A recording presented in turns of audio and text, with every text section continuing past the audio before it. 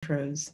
So good morning, everyone, and welcome to another virtual episode of Cardiovascular Grand Rounds. Today, we're very excited, pre-Thanksgiving, to have another exciting fellows debate. We had a really good talk last week. Today, we will be hearing from Doctors Attila Feher and Natalija Odanovic, talking about chasing the invisible, PET versus invasive coronary testing for the diagnosis of coronary microvascular disease, which is a timely topic and something that we all have dealt with clinically. Dr. Feher will be mentored by Dr. Sanusis, and Natalija, Dr. Danovic's mentor is Dr. Samit Shah. And I will let, don't know which one of you is starting first, but I would let your mentors introduce you. The formats will be the same that we've had, which is about 20-25 minutes from each of you, a brief summary from the faculty mentors, and then a chance for us to ask questions and really dig into this topic. So without taking up too much time, Dr. Sanusis, I will let you introduce Dr. Feher.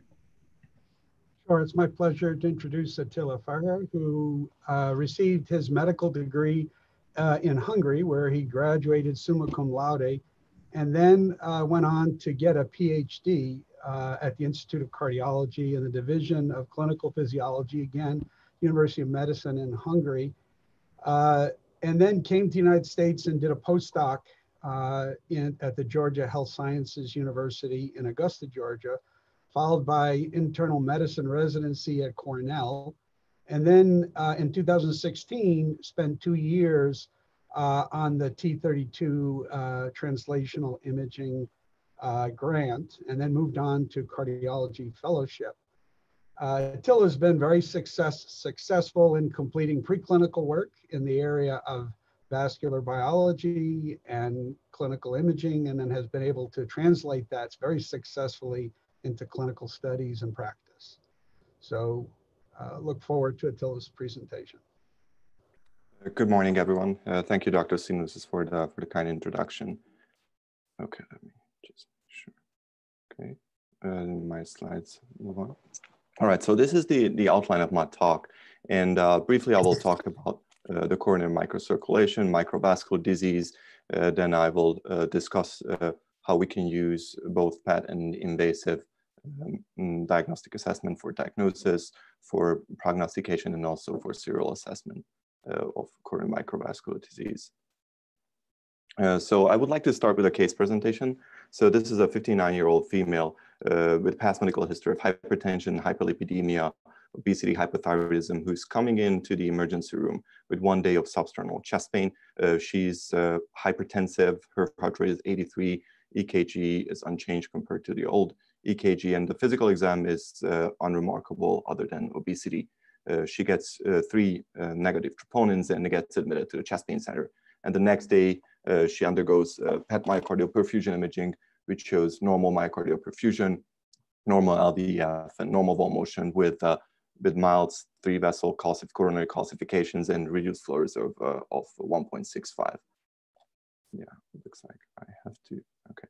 So for those who may not know, my opponent Natalija is from Serbia, and I'm from Hungary, and these are 2 neighboring countries, and in both of them, water polo is very, very popular.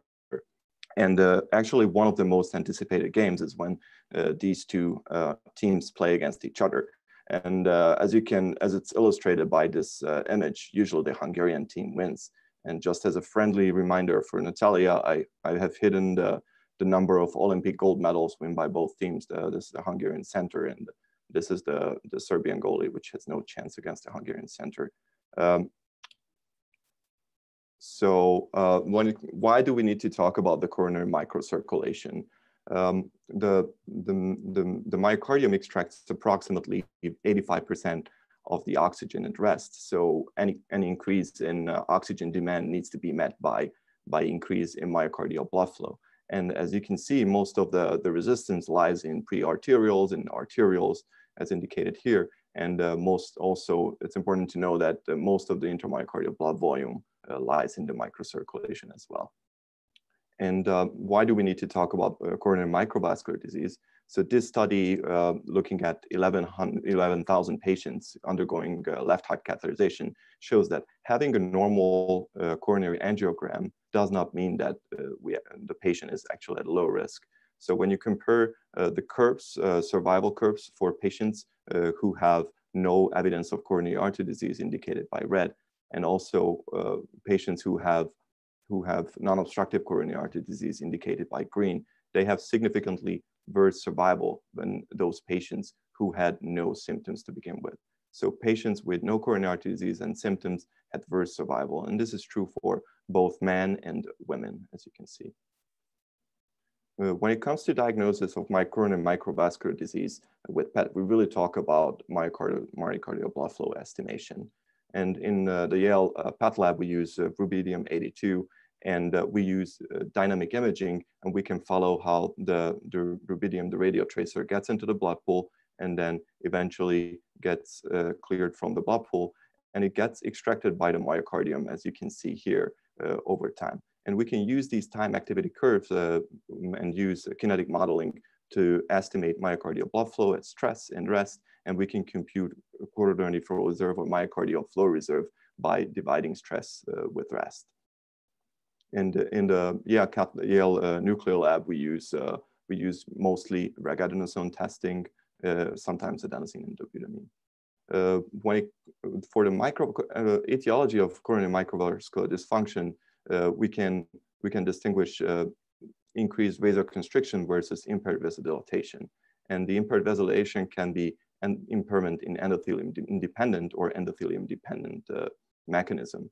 I would like to highlight this because I really anticipate Natalija to one of her main arguments to be that PET won't be able to assess endothelium dependent microvascular dysfunction.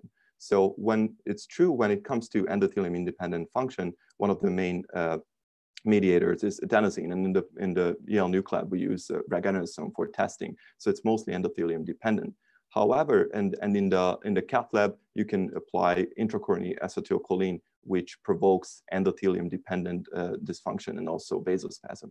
However, if you look at these two are not totally distinguished, and there's an interplay between the two. For example, when you cause increased myocardial blood flow by adenosine, it can result in increase in flow, and you can get flow mediated vasodilatation, which is endothelium dependent. So there is an interplay, keep in mind. And also the fact that PET is not able to assess endothelium dependent microvascular dysfunction is not true. We can perform cold pressor testing by immersing the patient's hand into ice cold water, which then leads to painful stimuli, which leads to very profound sympathetic nervous system activation, leads to increased heart rate and elevated blood pressure, and also coronary vasodilatation. And this is by endothelium dependent manner.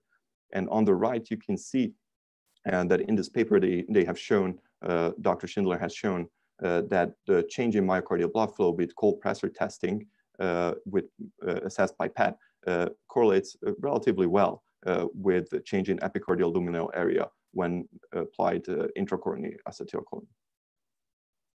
I don't want to talk too much about the reproducibility of PET myocardial blood flow estimation because it's so well documented in the literature. I just want to show one figure that a few figures that both the interobserver and interobserver variability is great, and the reproducibility is great even when you perform two studies 2 weeks apart. And this has been well documented in the literature.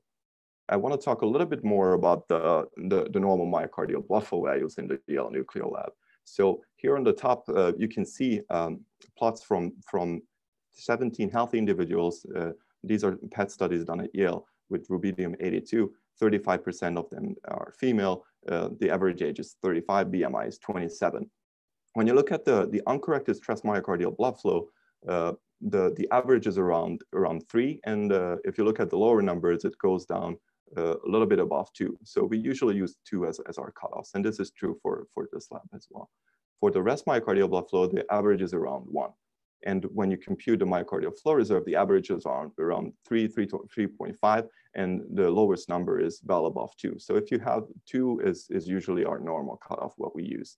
What happens if we correct for rate pressure product, which is systolic blood pressure times heart rate, is that the stress myocardial blood flow is a little bit lower in this in the healthy individuals. It's around 2.25, and the lowest number around 1.75, so lower than the uncorrected ones. And the rest myocardial blood flow is about the same, around 1. And when you compute the myocardial flow reserve, again, it's a little bit lower. So you can correct for rate pressure product, but you have to keep in mind that your normal values are different. And why would we do that? Why would we correct for rate pressure products? So in the old, in 1993, Dr. Cernin published this paper where he looked at the myocardial blood flow in relation to the rate pressure product. And you can see that there was a correlation between rate pressure product and myocardial blood flow at rest. However, when you apply a stressor, vasodilator stress, this gets uncoupled. So myocardial blood flow is no longer related to rate pressure product. This was done in 40 healthy volunteers. However, I plotted the data from the Yale nuclear lab. The texts were helpful to provide me some data. This is data from 5,150 Yale studies done between December 2013 and March 2020.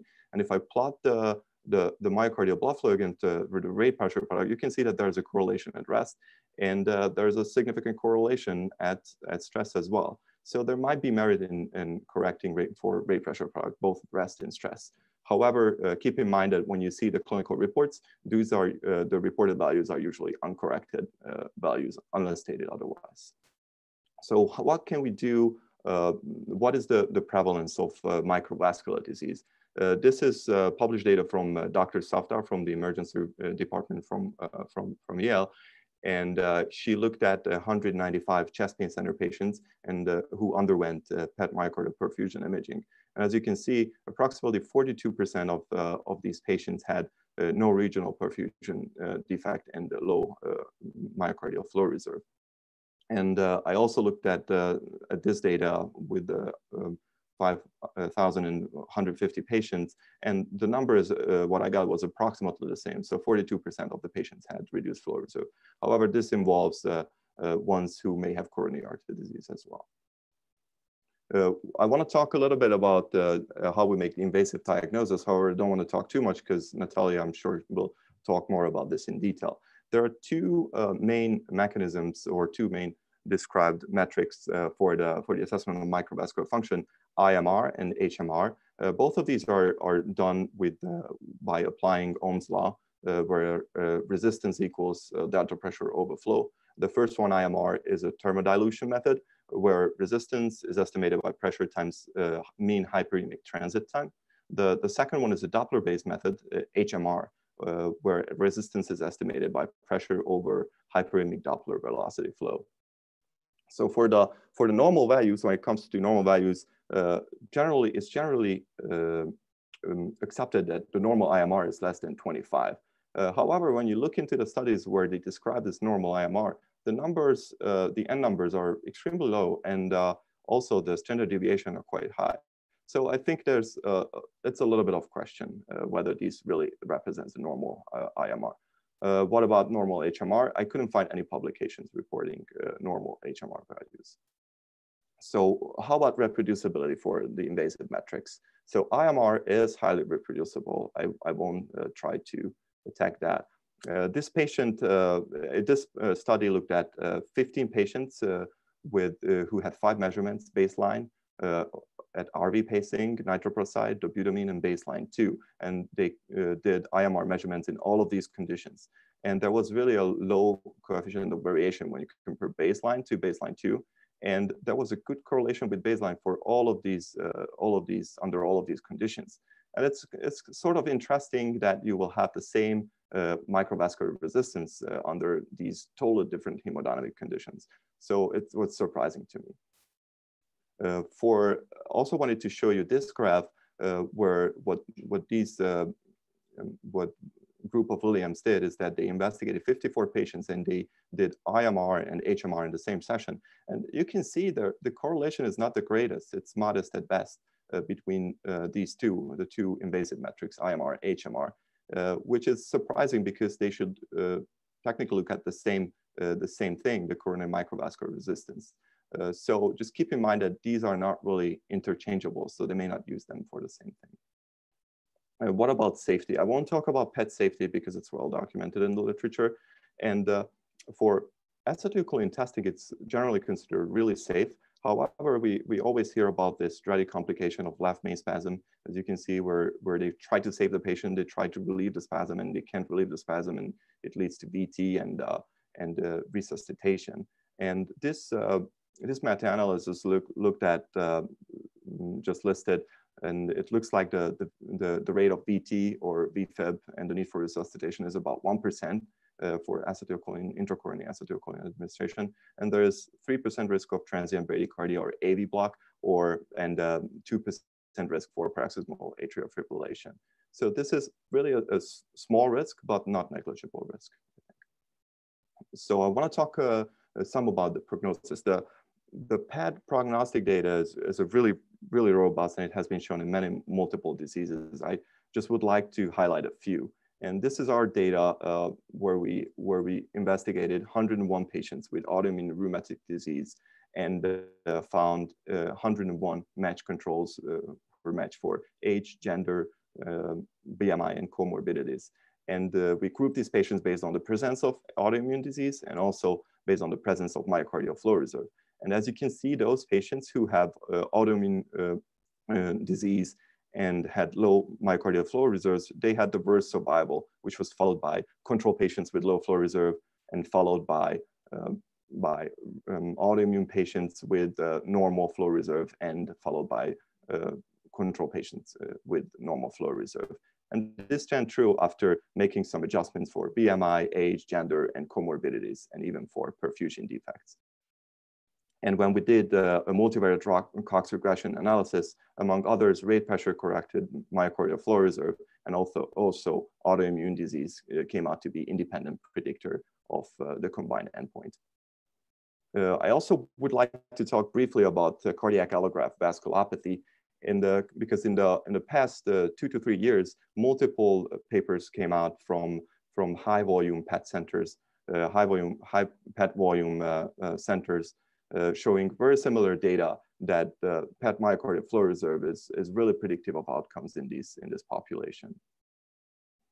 As for the prognostic value of the invasive assessment, I think the most established data is coming from in the post-PCI setting, and this is just one example where you can see that the patients with high IMR had worse outcomes compared to low IMR. And I'm not going to argue with this. I think this is well demonstrated in the literature.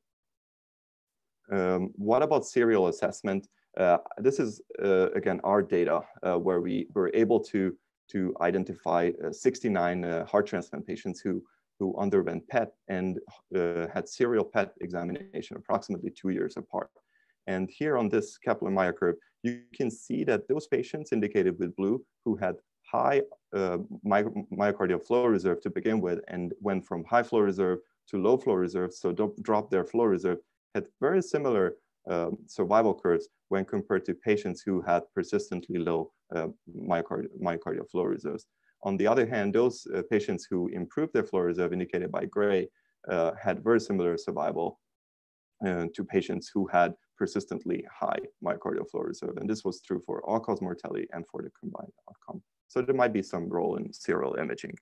Also, this is a pilot randomized trial from Yale done by Dr. Safdar and Dr. Sinusas, where they recruited 31 patients from the PET center who had low corrected myocardial flow reserve, and they randomized them in a 3-to-1 fashion to ranolazine, 2-to-1 fashion into ranolazine and placebo, and they did repeat imaging 1 month later, PET, to assess their flow reserve.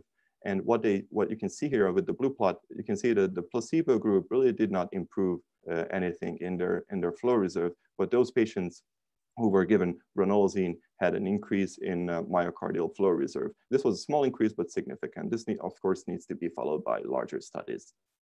So one difficulty when you compare myocardial flow reserve, PET myocardial flow reserve versus invasive assessment is that the invasive assessment does not account for the subtended myocardium. And this very elegant study, what they did is they recruited 25 patients undergoing invasive angiography, and they did coronary CTA, PET, and invasive assessment.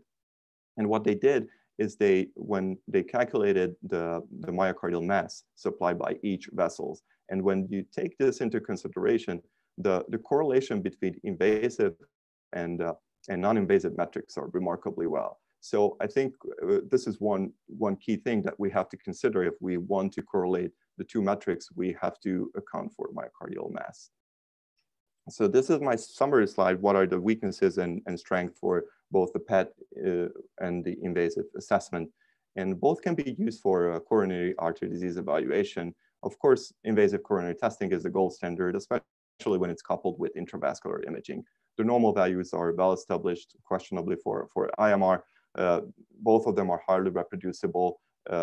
Both of them are safe, but there is the low but not insignificant complication rate with invasive testing. Important to mention that the PET always looks at the whole myocardium, whereas the invasive coronary testing usually done in a single coronary, so it does not interrogate the whole heart.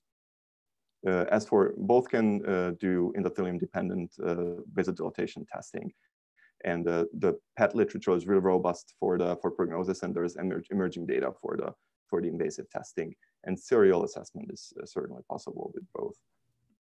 So let's go back to the case where we started with. So the patient comes back with recurrent chest pain and referred for left heart catheterization. And the cath shows non-obstructive LAD disease confirmed by FFR and reduced flow reserve and also increased IMR of 39. So in this case, the invasive assessment and PET correlated really well. So I would like to show this slide, which is another connection between Hungary and Serbia. So this is the year 1456, where the Ottoman Empire is trying to take over whole Europe, and they get to the city of Belgrade, or Nándorfehérvár. And John Hunyadi, who is the Hungarian captain general, got together the Hungarian and Serbian troops and defeated the Ottoman army, which was probably 3 to 4 times greater than their army. This was such an important victory that the Pope actually ordered all Catholic Church to ring the bell at noon. So if you ever go to Europe and you hear the church bells ringing at noon, this is really in memory of this important battle. So with this, I just want to send a message that Serbians and Hungarians can work together, and just like Serbians and Hungarians can work together, invasive and non-invasive labs can work together to attack coronary microvascular disease. And this is just a proposed algorithm what we could potentially use for the diagnosis of microvascular disease. So first start with a PET MPI with myocardial blood flow quantification. If the perfusion is normal, no high-risk features suggesting left main or three-vessel disease, no significant coronary artery calcifications, and low flow reserve, most importantly, then we can make the diagnosis of coronary microvascular disease. If there are signs suggestive of obstructive disease and there is diagnostic uncertainty, we can proceed with angiography plus minus comprehensive invasive physiology testing. If the IMR is high, then we can diagnose microvascular disease. If we see acetylcholine vasospasm, we can diagnose vasospastic angina. And if the IMR is low and no vasospasm, we can diagnose non-cardiac chest pain. In this category, when you see normal perfusion, no high-risk features, no significant calcium, and normal myocardial flow reserve, we can probably diagnose non-cardiac chest pain. In those patients who have persistent symptoms, we can consider cold pressor testing or coronary angiography with comprehensive invasive physiology testing to further tease out what might be the problem for the patient. So this is definitely not a perfect algorithm, but it's maybe something that we can start with. And these are my acknowledgements, and thank you very much for your attention.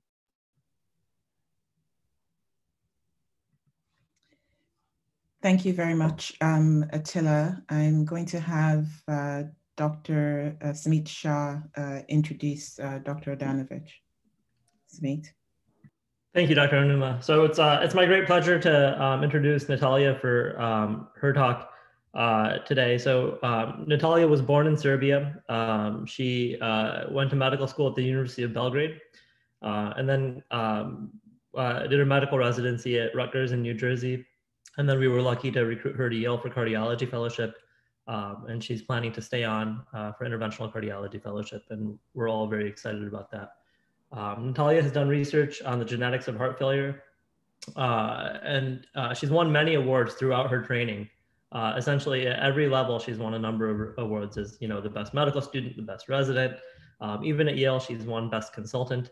But really my favorite award that Natalija won is the Crown of Success Award, where she was awarded a Rolex for being the #1 university student in Serbia. And so I think today is going to be another Crown of Success for Natalija, and I'm really excited to hear her talk. Thank you so much for the introduction, Dr. Shah. Good morning, everybody. It's a great pleasure of mine to finally be able to confront my arch enemy, Attila, in this fellow debate that in its importance, it's second only to this year's presidential debate. And I promise it will be just as enticing. So I will start by sharing a few fun facts about Attila. Did you know that Attila's nickname is the Whip of God, which he takes after his historic namesake, Attila the Hun?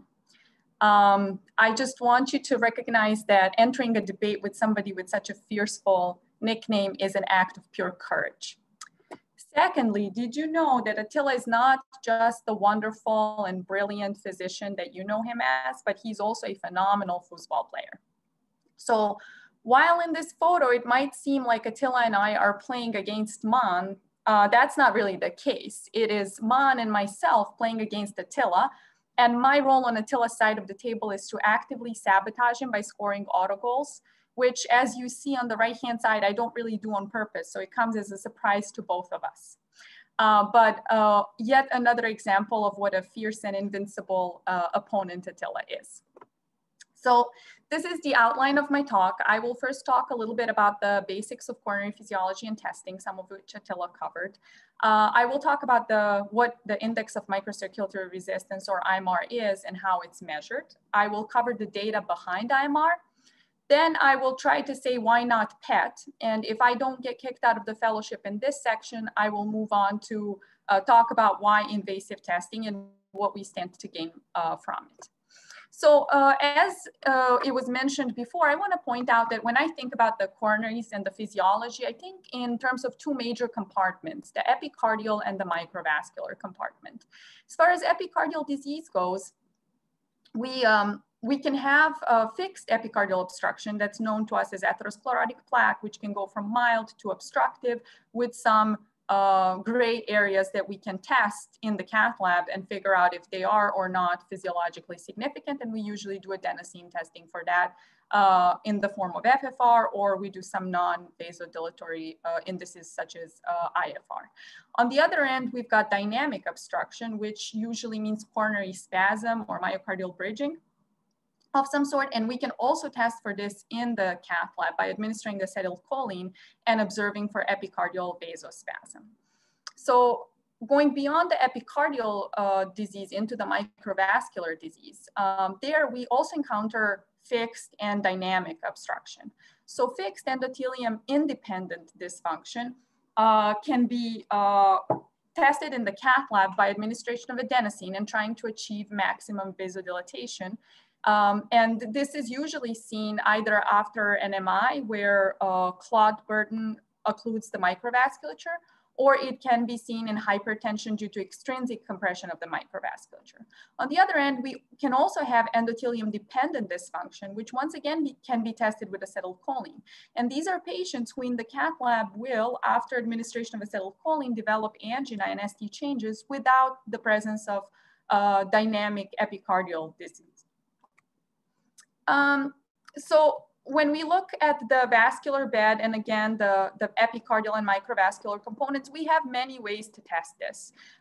So we have on the epicardial side indices such as functional fractional flow reserve, instantaneous free wave ratio or IFR, and then some less known but also used RFR and QFR metrics. On the other end, to test the microvasculature, we can use some invasive methods such as TIMI frame count, which is no longer used often because it is cumbersome to do, but essentially we can count the number of frames it takes for the contrast to reach, to go from the beginning to the end of the blood vessel.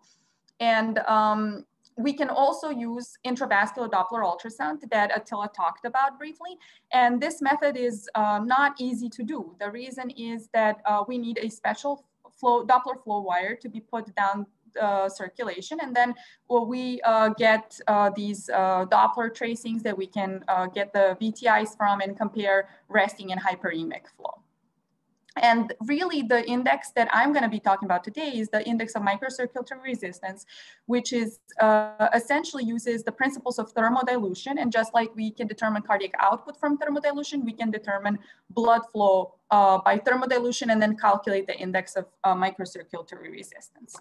So how do we do this? So first of all, we have our guide catheter engaged in the coronary artery, and then we use one wire which is readily available in the cath lab. We can use a pressure wire X or some other wire. The wire needs to have two sensors. There is a proximal shaft temperature sensor, and then at the tip, there is another temperature sensor as well. And also at the tip, there is a pressure sensor.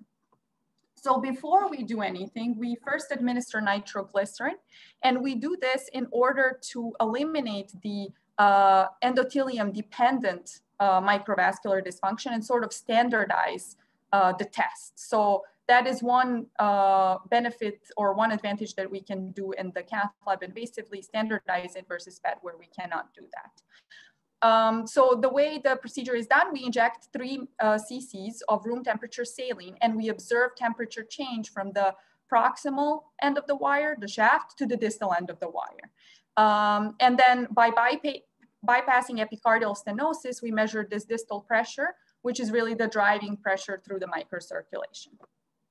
And so Attila already went over some of the calculations, but essentially we can use Ohm's law that says that flow is proportional to the difference in the pressure that drives the blood to go through the circulation divided by the resistance. So we can express what the resistance of the circulation would be from here. It's delta pressure divided by flow. And then here's the key thermodynamic component here, which is that flow is proportional to, inversely proportional to mean transit time. So it means the more time it takes for the blood to go, or the cold saline to go from one end of the wire to the other, that means the slower the flow. So blood flow is inversely proportional to mean transit time. If we return this to the equation, we can express resistance as delta pressure times mean transit time, and delta pressure can be approximated as distal pressure because the venous and venous pressure, which would be normally subtracted from this, is considered to be very low. So this way we can get a quantitative index for microcirculatory resistance. So once again, these are the curves that we get in the cath lab. So once we inject the cold saline, this is the proximal sensor or the shaft that detects a pressure temperature change. And we take the middle of this injection as our T0. And then we watch at the distal sensor as the temperature drops and then recovers. And from here, we determine the mean transit time. So now that we know how IMR is performed, I want to talk a little bit about the data behind IMR. So first of all, the IMR has been around since 2003. It was first validated in animals. The same year, it was validated in humans in 103 arteries, both normal and with epicardial disease. And then in 2006, it was shown to be more reproducible than CFR under different physiologic and pathologic conditions. So I want to touch upon this. This is something that Attila actually already showed, but what he didn't talk about is how CFR is affected by these. So essentially, if you have a patient that is paced in the RV at 110 beats a minute, their CFR decreases from a baseline of 3 to a new value of 2.3, and this is a significant drop, while IMR in the same sort of setting stays the same. As far as blood pressure is concerned, if we administer nitroprusside, CFR diminishes, not significantly in this case, but IMR stays the same. And finally, with changes in LV contractility with the administration of dobutamine, again, CFR decreases significantly while IMR stays the same. So IMR is more reproducible in the setting of different rates and pressures. And that will play a role later when we talk about the rate pressure product and correction. In 2012, IMR was shown to have great inter-observer reproducibility, and Attila already talked about this. Essentially, 4 different operators would do the IMR measurement in the same patient, and their level of agreement was almost 1, so they were getting almost identical numbers. In 2013, IMR was shown to predict outcomes after STEMI.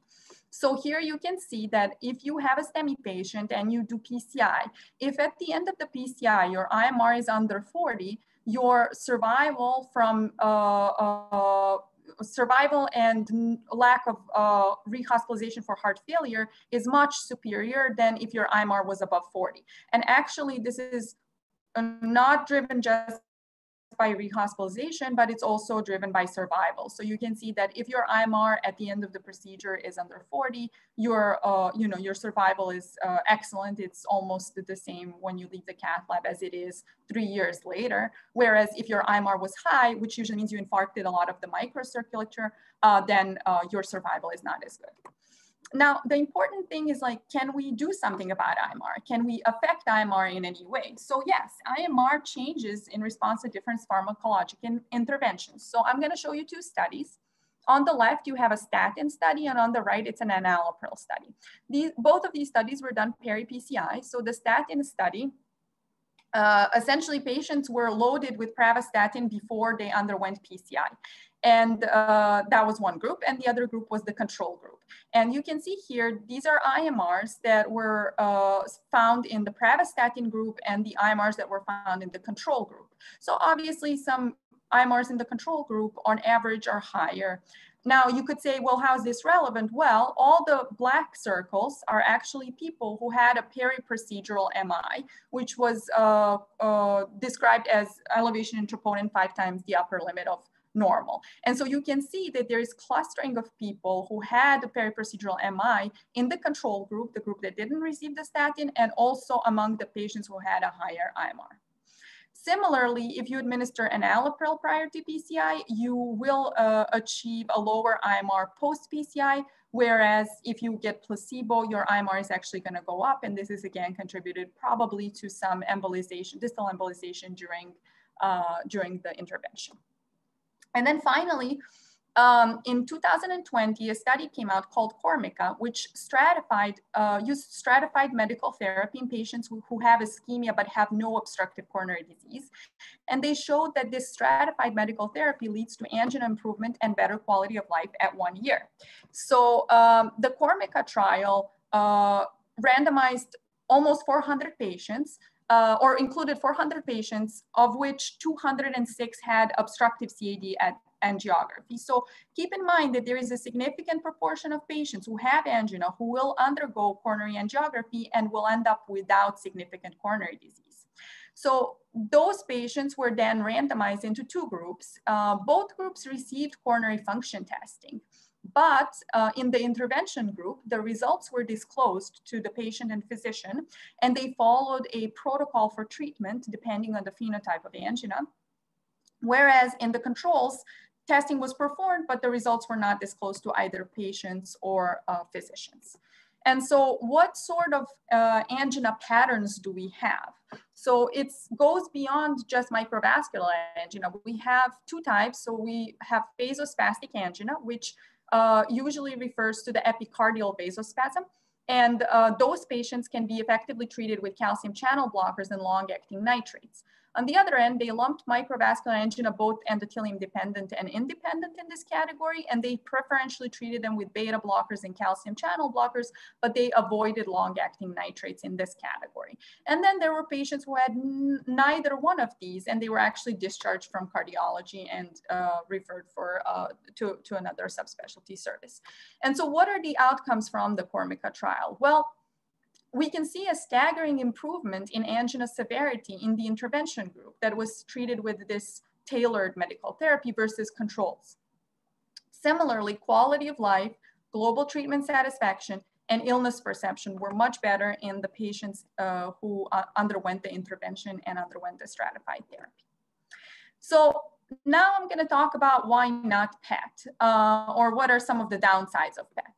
So first of all, PET uses CFR, and CFR in general doesn't measure only microvascular resistance. So if you recall our graph where we have epicardial and microvascular disease. So IMR is specific for the microvascular disease, whereas CFR, or coronary flow reserve, looks at the reserve across the entire vascular bed. And so the reserve can be diminished because of epicardial stenosis. Now, Attila might argue that if you have a normal perfusion, then you probably don't have significant epicardial stenosis. So your reduction in CFR is all because of microvascular disease. But we actually know that that's not quite the case. So first of all, we know that diffuse epicardial disease can cause reductions in CFR. And then secondly, we know that so in this graph here, you have a percent of epicardial stenosis, and you have myocardial blood flow, and this line here is the flow reserve. So you see that the flow reserve falls under 2, somewhere around 50% epicardial stenosis. So the intermediate 50 to 70% stenosis can occasionally lead to diminished CFR, even though you don't really have significant epicardial disease. Secondly, why not PET? So PET reference values. So Attila went over our lab and our reference. So if you open in Apollo and look up our reference value, our mean is 2.2 with a standard deviation of 0.4, which I took from his paper and from Apollo reference values. And you can see that, this was for a normal cohort or a control group. And so some people, it turns out, if you look at this, it would look like some normal patients fall under 2 for their CFR, which then just causes confusion as to what normal is. Now, in Attila's defense, I have to say that one of the normal controls in this group was Dr. Miller. And we all know that he's 99.9 percentile for height, so he cannot possibly constitute general population. So that might explain some of the issues that they were having with this CFR. Secondly, PET can have diagnostic failure, believe it or not. I sat down and looked at all the studies, all the PET studies that were done in September and October, and I went through all the reports for them.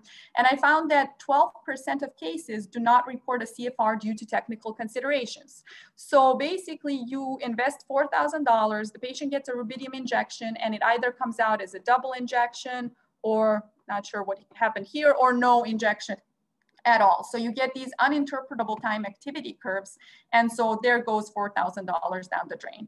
Let me remind you, in the cath lab, if we don't like one thermodilution, we can keep doing it over and over again. And then finally, there's the issue of rate pressure product and correction. So I'm gonna give you a case of a 63-year-old woman who came with exertional chest discomfort for 6 months that sounded like classic angina.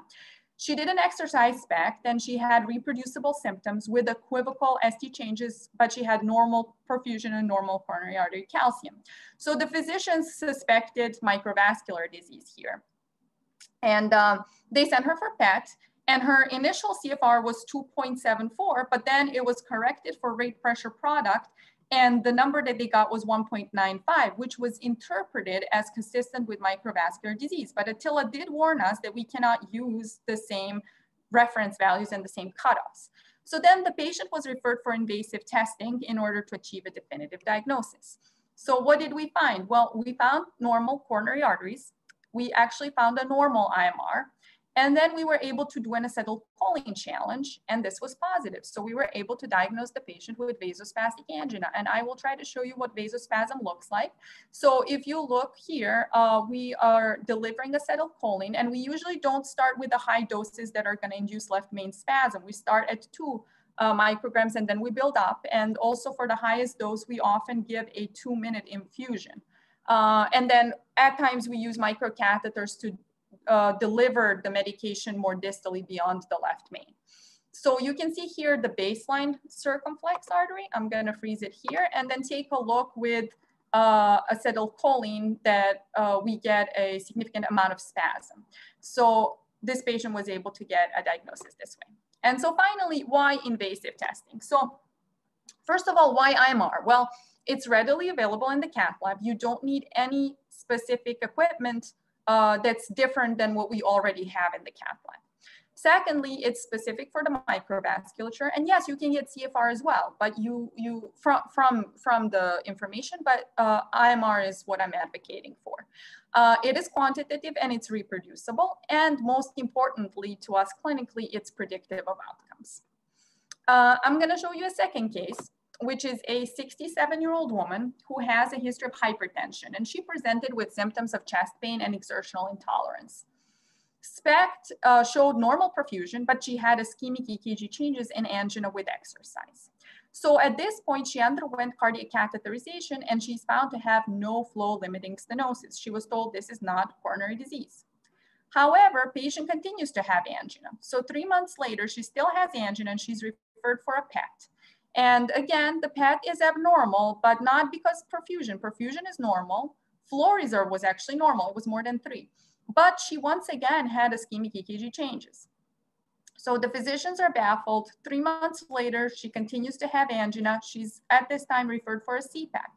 She achieves a good VO2 max, but once again, she has ischemic changes in angina with exercise. So finally, after all of this testing, she's referred once again back to the cath lab for catheterization with IMR. She's confirmed to have no epicardial coronary disease, which is what we suspected from before. And her IMR is 56, which is significantly elevated. So normal numbers are under 25. So here we were able to establish a diagnosis of microvascular disease and treat the patient. Now, I'm not showing this case to argue that invasive testing is better than PET. I'm showing this case because I think this case is an illustration of a missed opportunity. This patient had an invasive test done initially, and we didn't do IMR at that time. And as a result, the patient underwent test after test and was without an answer for many, many months. And we could have avoided that by doing coronary physiology testing in a patient with angina and normal coronary arteries. So to conclude, why invasive? Because it's comprehensive. You'll learn about epicardial disease. You'll be able to test intermediate, physiologically intermediate lesions with FFR and IFR. You'll be able to do immediate intervention if you need to. You can find out other things like myocardial bridging, like macrovascular dysfunction and spasm, like microvascular dysfunction. You can get an LVEDP. You can get an aortic valve gradient. If you add right heart catheterization, you can augment this information with pulmonary pressures, transpulmonary gradients, vasoreactivity, and so on and so forth. So ultimately, my pitch to you is go for invasive because you'll get your answer. And then I want to just share a few more slides about our opponent here, Attila. So yes, the guy in the mustard yellow turtleneck is no one else but our own Attila Feher with his boys band. They're featured in the Encyclopedia of Hungarian Rock. So they're from Debrecen, Hungary, and they were active from 2003, and seems like they might still be active now. So probably in spare time, Attila is jamming away. It says here they're pop and soft rock. I think Attila would find that offensive. And please note what he did for the band, Attila Feher, he's the songwriter. So there is a romantic side to Attila here. A few more pictures from the era with better outfits, and they prove that Attila did have hair once upon a time. But the question I pose to you that's relevant to this discussion is, would you trust this guy? So while you're thinking about that, I'm going to take the last moment to thank Dr. Samit Shah, Dr. Attila Feher, and Dr. Sunusis for participating in this exciting debate. Thank you very much. That was excellent, Natalia. Thank you very much. Dr. Sunusis, I'll let you weigh in. Yeah, I wanted to share my screen and show some slides if I could.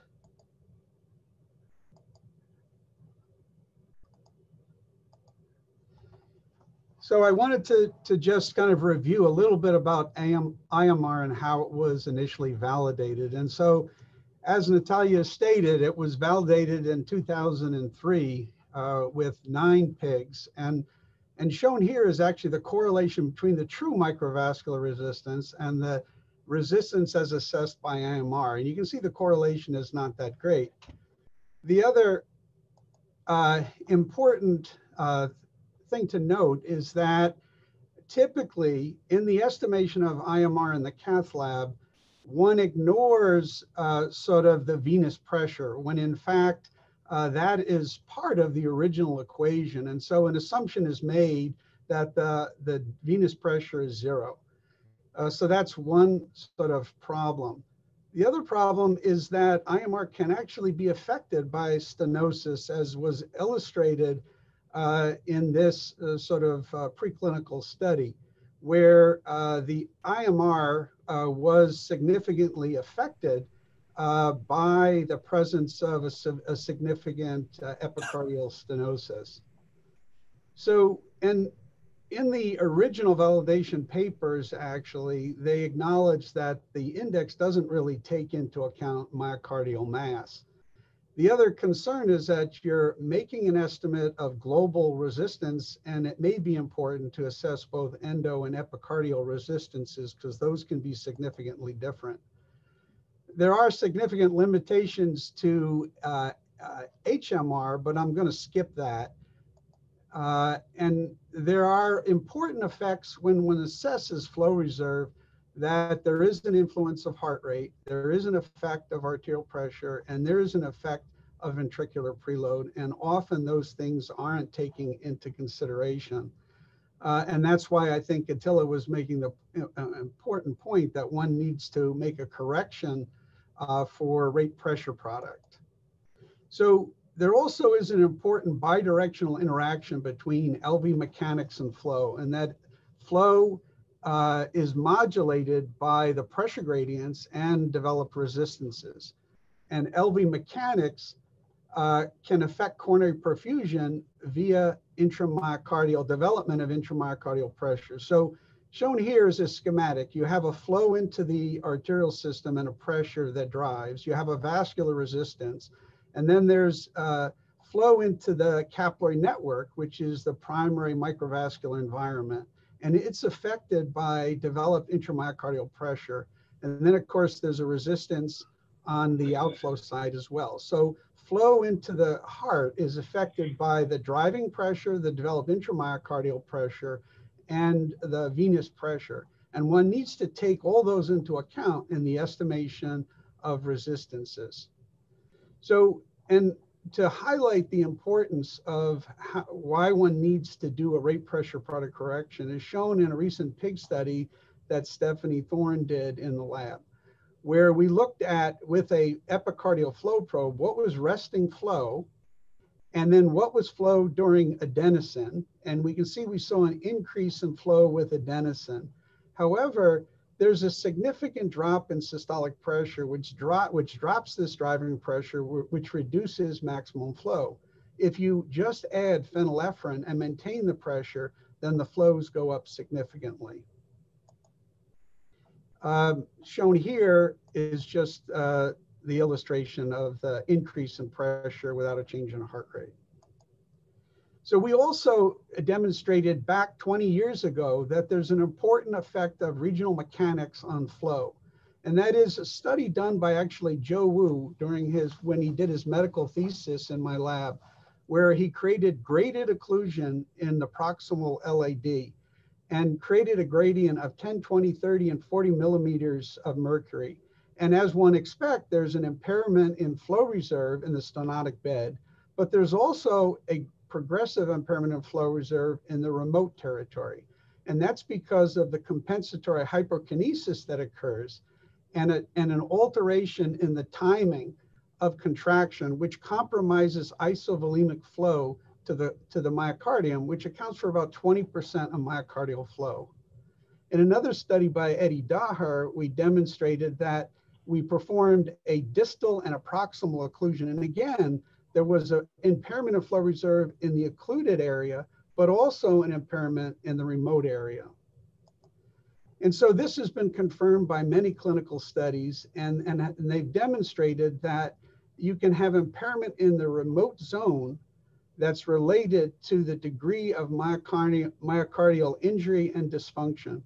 And as Natalija kind of outlined, that may be related to the microvascular injury. In this case, there was a relationship to the degree of myocardial hemorrhage and the impairment in flow reserve.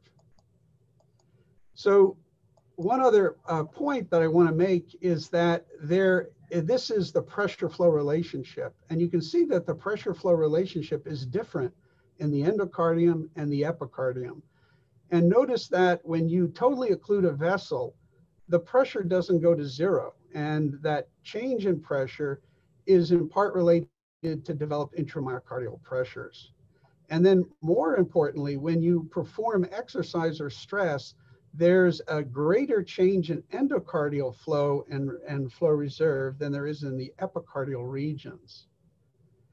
And so one advantage of PET is we're not looking at potentially just global transmural resistances and flow, but we potentially can actually look at endo and epi differences. And shown here are the changes in flow from rest to stress using O15 water PET, and the differences seen in the subendocardium and the subepicardium.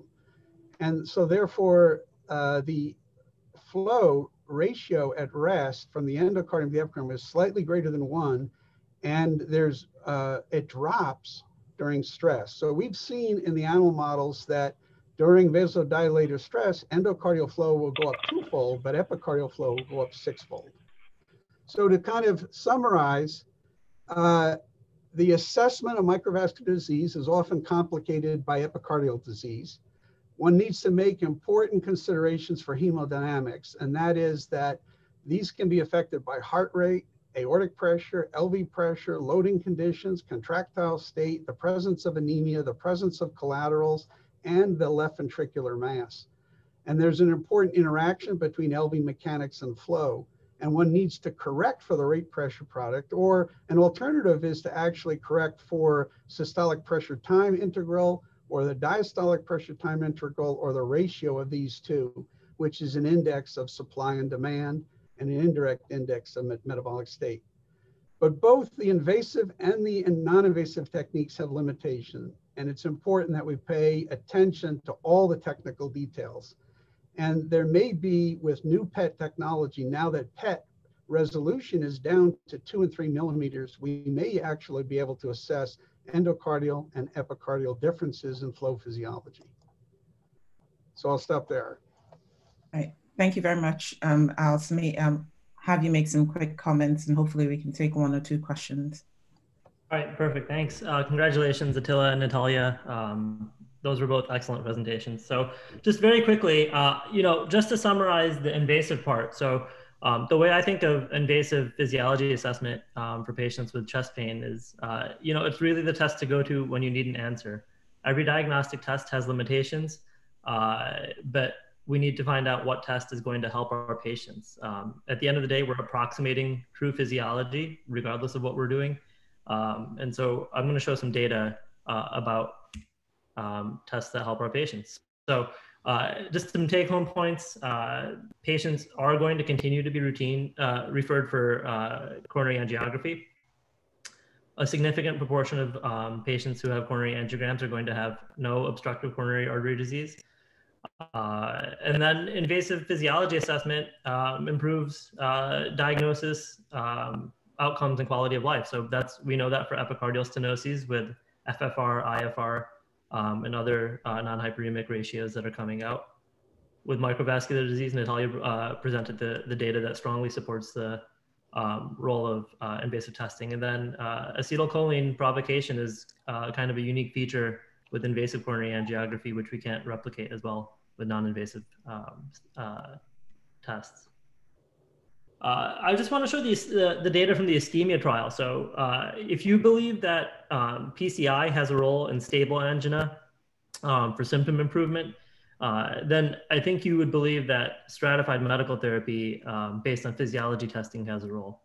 So ISCHEMIA enrolled people with intermediate to high risk stress tests, and then they excluded actually 20% of the people who were enrolled because they didn't have enough coronary artery disease by coronary CTA. So if they had less than 50% stenoses, they were actually excluded. So this ANOCA population, ischemia with no obstructive coronary artery disease population, was excluded. I just want to show in the first panel, this is the improvement in the Seattle Angina Questionnaire Summary Score. So starting off at 73 at baseline, in the invasive arm, it went up to about 85 and then to 87 at 12 months. which was about 4 points higher than the conservative or non-invasive arm. And then there was also a similar improvement in quality of life. But looking at CORE-MICA, which Natalija presented, so this is stratified medical therapy. And to answer Brian Malm's question in the chat of why don't you just try anti-anginal therapy, this is what this is looking at. So the interventional group, the only difference here is that in the intervention, they revealed the findings from invasive physiology testing. In the control group, they just tried empiric anti-anginal therapy, which is really our standard of care. If you look, the baseline angina scores are significantly lower than they were in the ischemia trial. These are really symptomatic patients. But with stratified medical therapy, there's a huge difference. 6 months, a 14.4 point increase; at 12 months, an 18.4% point increase in their angina questionnaire, and even a greater improvement in their quality of life. And we all know that these are extremely symptomatic patients who are challenging to manage, and anything that we can do to help them is going to be a big intervention. There are no disease-modifying therapies for these patients, and so we're trying to pick the right medications for the right patients, and stratified medical therapy based on invasive testing is really a way to do that. And just to, again, demonstrate that 50% of these patients who don't have obstructive coronary artery disease will have microvascular disease, but another 38% will have some element of vasospasm or vasospastic angina. And so it's an important part that we should look for all of this. And then finally, it's important to take people off of anti-anginal medications when they have non-cardiac chest pain. And now we have the ability to discriminate what they actually have. So in conclusion, you know, these patients are challenging to manage. Physiology can help us make informed decisions to take better care of our patients, and then to actually help providers get answers.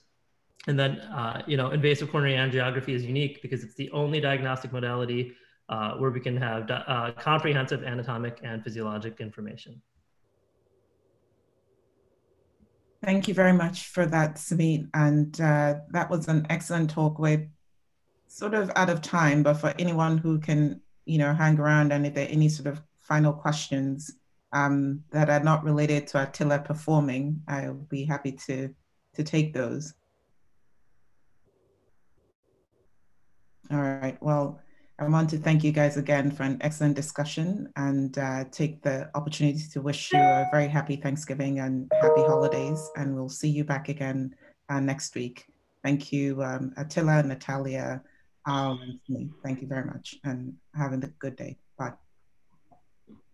Thanks.